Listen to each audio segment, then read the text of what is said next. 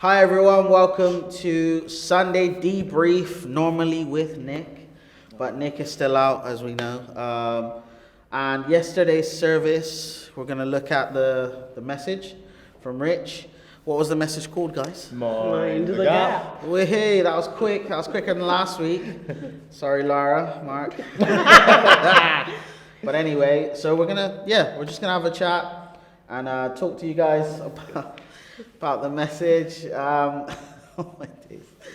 So, if you can see behind us, there's some work going on. Roadworks. So, the pastor is always working, isn't he? Yeah. Servant at heart.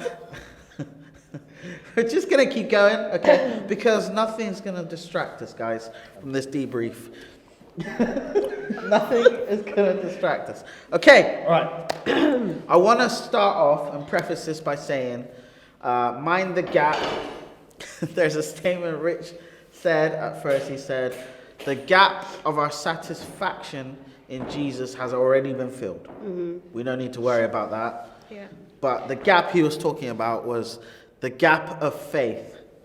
And wow. Yeah. You have got to be kidding me. This is a new low. But it's fine. We're going to keep going. We are not stopping. Are you serious? I thought you said the message was wow. But Yeah. It's because I knew what was coming.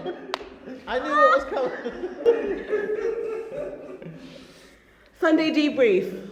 Sunday Debrief. we apologize for the church's investment. Yeah, right. So anyway, Rich was focused on the book of Thessalonians and the Thessalonica church. Church in Thessalonica, right? Right. And how Paul was like excited about them, loved them, and just loved on them. But Rich was saying that even though in that all that good was happening, we still have gaps in our faith. We still have gaps, and then our minds become another gap in our faith. What did you guys get out of it? What was your takeaway? Well, mine was it's quite an optimistic one for me. Yeah. Because being in a church is a good thing when you're hearing a message like that. But obviously people are away because they're sick. But the fact that I was sat there at the time was okay, that's not, number one ticked off. Yeah, I'm in a church. Yeah. And then it just made me think of all the gatherings we have throughout the week as well. Finding the gaps in each other's faith and a rebuke from a brother is pot of gold. Yeah. What That's about you, good. Rana? That's really good. Man, so many things. So okay, I'll be short. I'll be short. It made me think of this verse that you gave me actually a while back in 2 Peter. Is it 2 Peter or 1 Peter? I can't remember. Which says, add to your faith virtue, and to your and to virtue brotherly kindness, and then godliness and all this.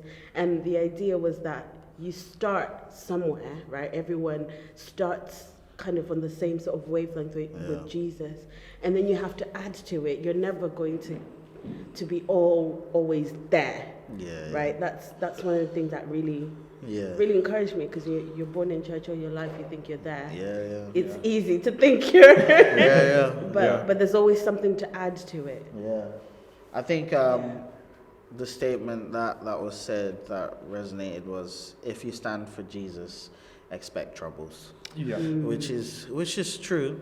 And we've seen it over the years. Is that comfortable area gets too comfortable to the point that if you're not spiritually awake, you can literally stagnate and become, when fat stays out too long. And it becomes exactly. So I think it was an uplifting message to be keep going. Whether things are good, that's great, fantastic. But search your heart, because you will still have gaps regardless. And the gaps. What did you guys have that reaction to when he was talking about when he did the mind thing? Did you do the? Ooh. Yeah. Death. It reminded me of when you're when you're reading the Bible and it's like, yeah, there's persecution coming from there, and like people are being killed, you're like, okay, that's what persecution is. If you're a true Christian, you're going to get backlash from people. But then it reminded me yesterday, we need to look for backlash in our own mind as well. Like the darkened corners of our mind that we're just like not paying attention to. Jesus will always highlight those things if you look for it. 100%. And that's the battlefield that we're dealing with as Christians. Like, because if you are okay and you're steadfast in your faith, right? External things can come, but you're sort of solid. But if you internally you haven't fought those battles in your mind, then whatever's happening out there is going to be easy to make you fall. So I think also, something you said about being together and gathering really hit me. That actually it helps with your with the battle of your mind when you're amongst people. Because there's something like that happens when you're isolated. Like I know a lot about that.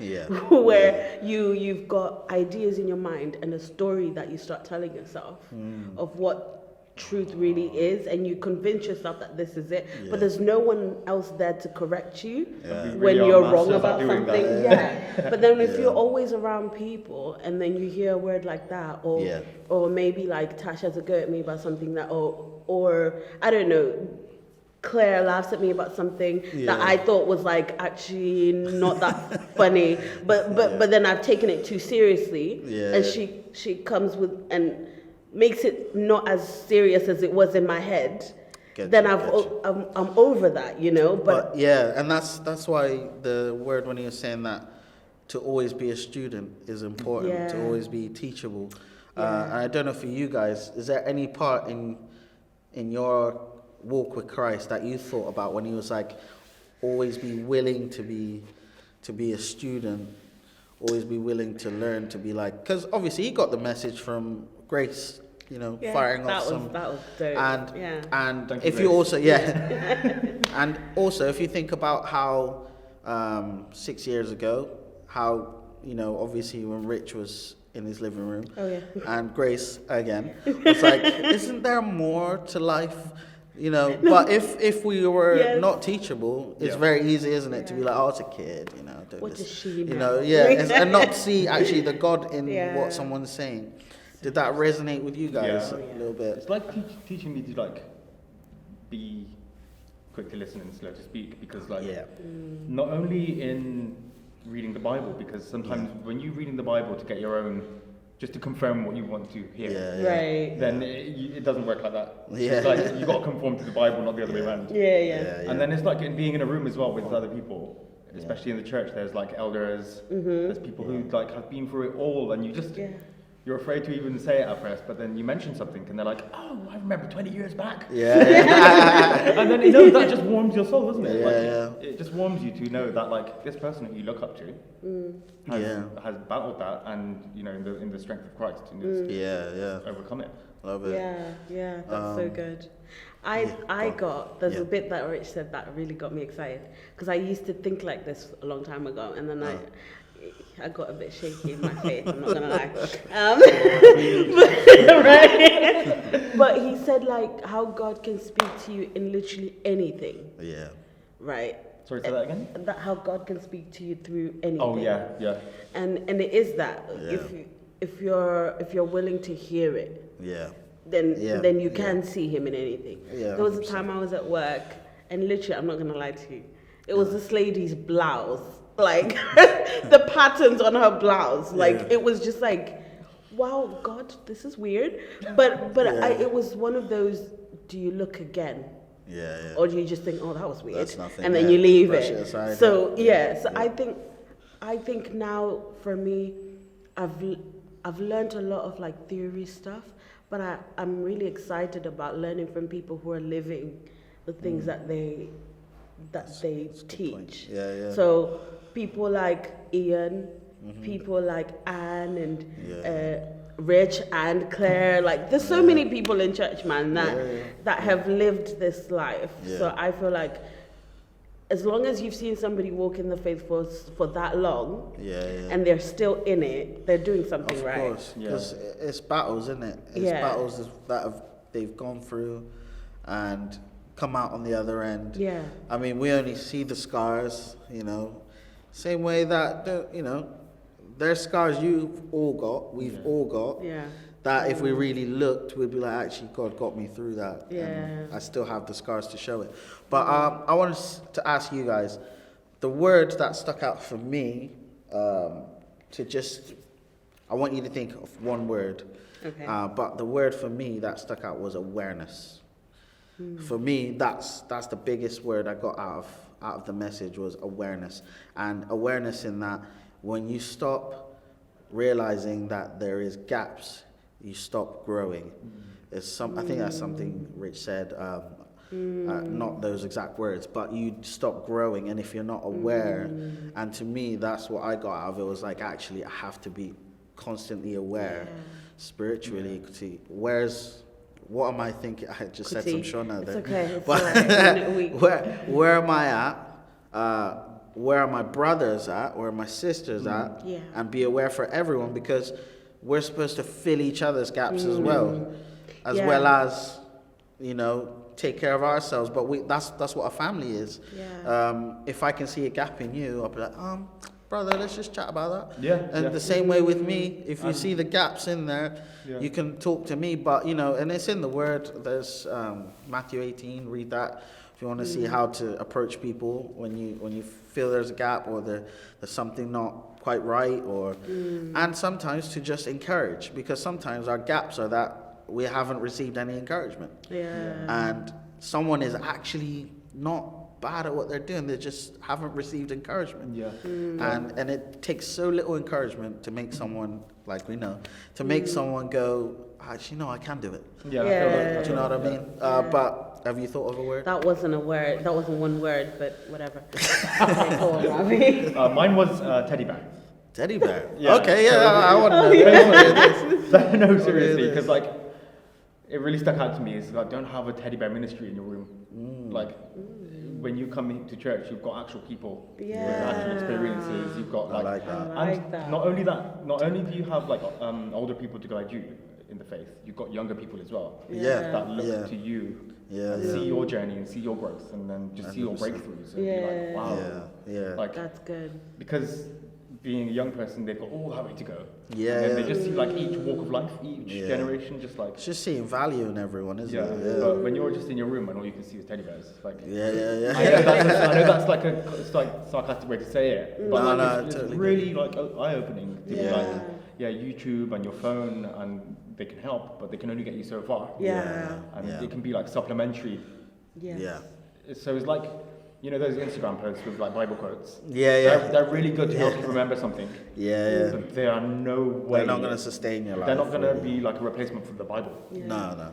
And YouTube is not going to be a replacement for Rich, and Instagram is not going to be a replacement for the Bible. For discipleship as well. That's good. Mine was grow. Yeah. I like. It's just like he said. There's only so much that stuff can get you, but you need to grow in your faith. You can't be in the same space forever. That was a challenge to me. You have to grow, and the only way to grow is to practice what you've heard. So maybe if you've been at this church for a long time and you've never come to the midweek stuff, come to the midweek stuff. Sure. Grow. You need to grow past the Sunday service. Or just now, even when there's nothing going on. Literally. Because it's the conversations that we have outside 100%. Of church where you're specific about your life and what you're going through. Definitely, and somebody actually gives you a verse for you to go and meditate on and work on, practically. You can't grow past what you know until you do something else you've never done. 100%. That's what I think. I think that's the journey of this church as well. Yeah, is that, absolutely. We don't know what we're doing, but we do. It's I don't know how to explain that, but it's like what Rich said, the first ever thing they said, when they were not drunk. Right. They were speaking different tongues. It's because they're just being guided by the Holy Spirit. Literally. That's amazing. That's all no one is better than anyone, and as long as you're following what you're being led to do, but you can't do it on your own. So. And it is that Lone Ranger mentality that stumps your growth. and it's hard to explain that sometimes until you actually be in a community where people care for you and actually pour into your life. Yeah. And in the men's, we did on Mondays, we meet as men, and on one of the Mondays we just poured life into each other, and I can't tell you how astronomical that is. Astronomical. Yeah, I put that word out. Good word. Good word. That's a good word, brother. But just that you can hug a brother as well. Yeah. And it doesn't take a lot to just ask God for your brother or your sister, for their life, fill in their gaps, but we have to be in that place. We have to be in that place where we're willing. And if we're not willing, then the church doesn't grow. Yeah. And they remain with their gaps. Exactly. Every member is supposed to supply. Yeah. If you're not doing your part, someone else is missing out on something. Exactly. That's a scary thing. Big responsibility. Yeah. Big responsibility. But yeah, that was a great message, wasn't it? Amazing. Great message. Thank you guys for watching. Did you have any more you wanted to say before I close it out? Mine is just coming to church. Like, come to church. Just send a message to the Facebook group and be like, is anyone there? Yeah. And then someone will be there. Yeah. And Nick, we need you back, mate. Get well soon, everyone. Yeah. But anyway, thank you guys for watching Sunday Debrief with Nick / now Joab at the moment, and our guests, distinguished guests, Vara and Ravi. Thank you guys. Thank you. Cheers.